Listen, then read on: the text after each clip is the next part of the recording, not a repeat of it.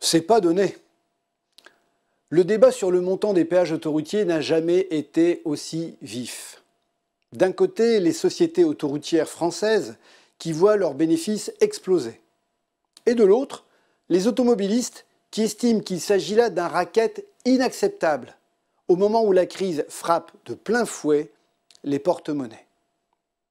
Finalement, c'est un débat vieux comme le monde, puisque le péage existait déjà, et oui, chez les Romains. Il s'appelait portaria et était censé faciliter la construction et l'entretien des fameuses vias et chaussées romaines qui allaient irriguer tout l'Empire. En France, les ancêtres des sociétés d'autoroutes sont des moines. Et oui, des moines. C'est en effet Napoléon Ier qui, par une loi du 4 avril 1806, va instaurer le premier péage sur la route qui relie la France à l'Italie, la route du Simplon.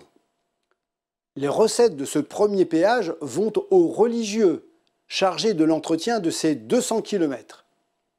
Et finalement, en 1955, le gouvernement français va transposer le principe de cette concession aux moines au réseau autoroutier qu'il souhaite développer pour assurer l'essor économique de notre pays.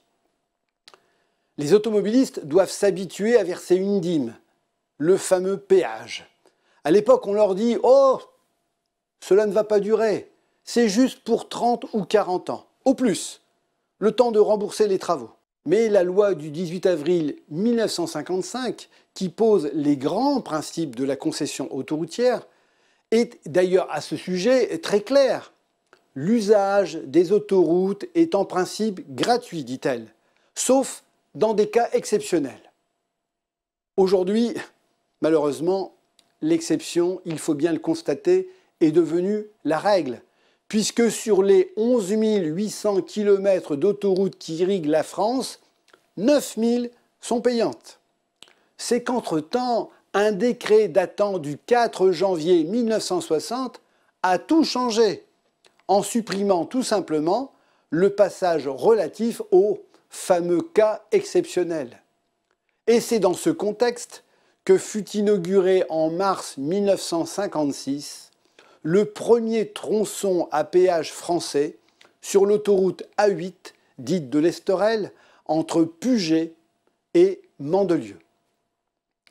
Quant aux opposants du péage, toujours aussi nombreux, ils continuent de s'accrocher aux doux souvenirs laissés par l'inauguration, un certain 9 juin 1946, de la première autoroute française construite en région parisienne entre Saint-Cloud et Orgeval.